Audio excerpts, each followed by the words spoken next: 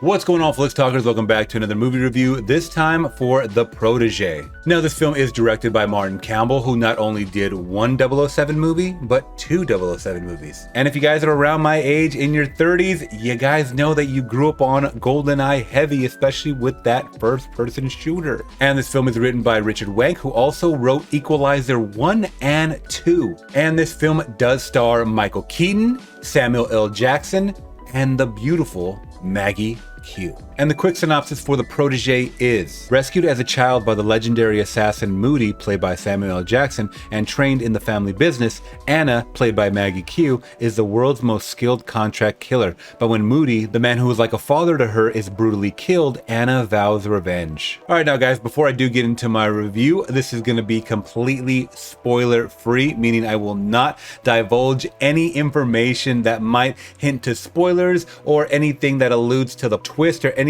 of that nature that you don't already see in the trailer. So if you guys want to check out the trailer, I advise you to click down in the link below. I'll leave that. All right, now let's get into our power players, our all-star cast for The Protege, starting off with Mr. Samuel L. Jackson, someone that I grew up with, someone that I still watch to this day. Absolutely love his performances in everything. Now in this one, he plays a seasoned assassin, and in like the synopsis that I just read to you, he is a protege to Anna, played by Maggie Q, who's about 40 years old roughly. They don't really tell you, but there is a flashback introduction kind of leading up to the events of how they did meet back in the early 90s. Now automatically, once again, just based on the trailer that I did see that I regret watching, they do show what happens, or they do kind of show very, very little of Samuel L. Jackson. And I knew with some of the production studios involved, the logos at the beginning of this film, not just Lionsgate, but some of the other ones attached, I knew they couldn't afford to have Samuel L. Jackson that long in this film. Now jumping to the legendary Michael Keaton, man, loved him as Batman, grew up on him as Batman. Maybe not seen a lot of movies later in life. I know he's gonna be part of some more DC projects in the near future.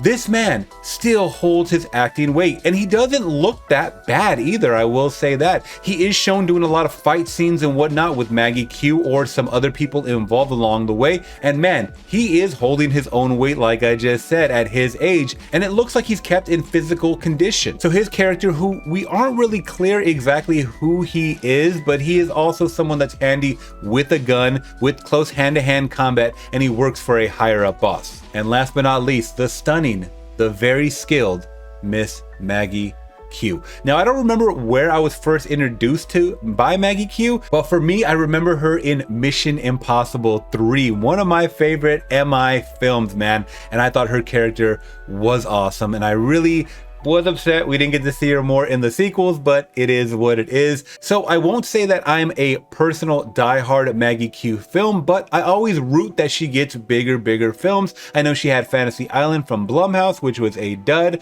I think she was in Balls of Fury. You guys remember that comedy? I don't think you do. Not a lot of people saw it. And just based on some of the comments that I've seen from you guys, or comments in my live chats more recently, Maggie Q has done a lot of international work that I still have to kind of go over and catch up with. And just like Michael Keaton in this film, she is doing a lot of hand-to-hand combat. She's very, very slick and sleek. The one thing I can say that physically, what kind of sets her out from like a Lara Croft or an Atomic Blonde, she's very, very slender, and that kind of makes things a little more plausible for her to maneuver. That's one thing I wanted to see. I know her throwing around a 200+ guy is physically damn near impossible, but I wanted to see her kind of maneuver and slide around like a snake, so to speak. And they did show that a couple of times, her kind of sliding over people's bodies, doing quick thrust and flip moves and stuff like that. And it showed her flexibility and skill in that sense. And that led a little more to the authenticity of the fight scene she was in. All right, guys, now let's jump to this story. Like I said in the beginning with Samuel L. Jackson's character, we kind of get a nice flashback introduction from the early 90s where him and Anna, played by Maggie Q, do meet, leading to the Protege title card. I thought it was pretty cool because we do get to see Samuel L. Jackson's caliber of action. Then we kind of flash forward to them being an assassin duo, and that's kind of what it is. And I think Maggie Q is long overdue for a movie role like this. Now, don't quote me, but I haven't seen her in other films like this. maybe international films or kind of straight to DVD films she may have done that I completely missed that are something similar to this, but it is good seeing her on the big screen kind of embracing this character that I think she's kind of born to be. I think she just really naturally looks like a trained assassin. She has a very stone face. She is very skilled, like I said, either in knife work or gunplay or even hand-to-hand, jumping around, just doing whatever she can to kill her foe. So I did like seeing that because, like I said, I'm not a Maggie Q super fan, but any movie that I see advertised from her, I'm rooting for her because I think she does have the physical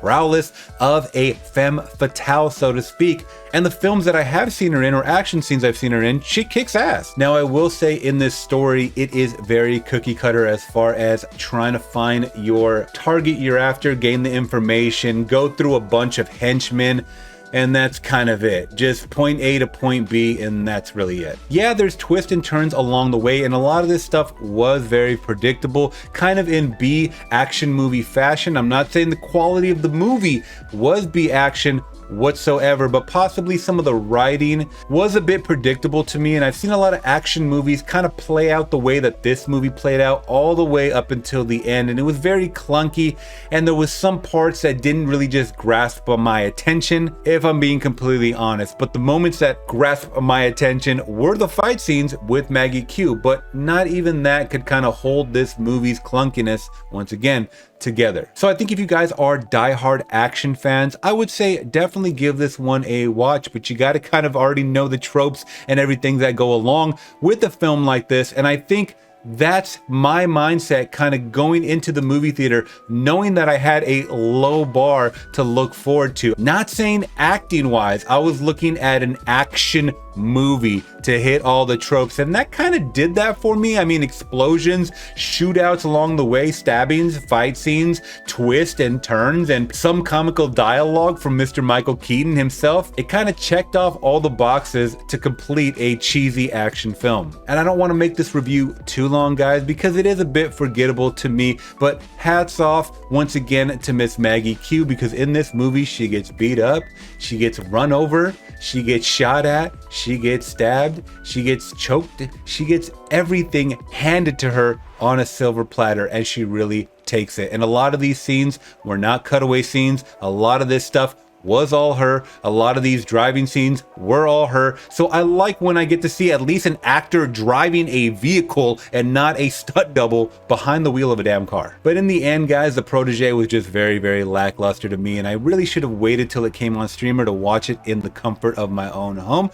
The sound was great. All the gunshots were fun, but I can enjoy that with my surround sound and my big screen TV. So all that being said, guys, sadly, I gotta give the Protege a 2 out of 5. All right, Flix Talkers, do you plan to watch the Protege this weekend? It's currently now in theaters only. And did you guys like my review? If you did, please let me know by giving me a big thumbs up to like the video. It's the best way to spread these videos out to those that aren't subscribed. And if you yourself aren't subscribed, consider hitting that subscribe and bell notification down below to always get alerted about future videos like this. And if you guys want to shoot me a follow on social media, I update daily with the biggest and best movie and entertainment news on my Instagram, so make sure you guys are following me there. All right, guys, till next one, I'm gone. Peace.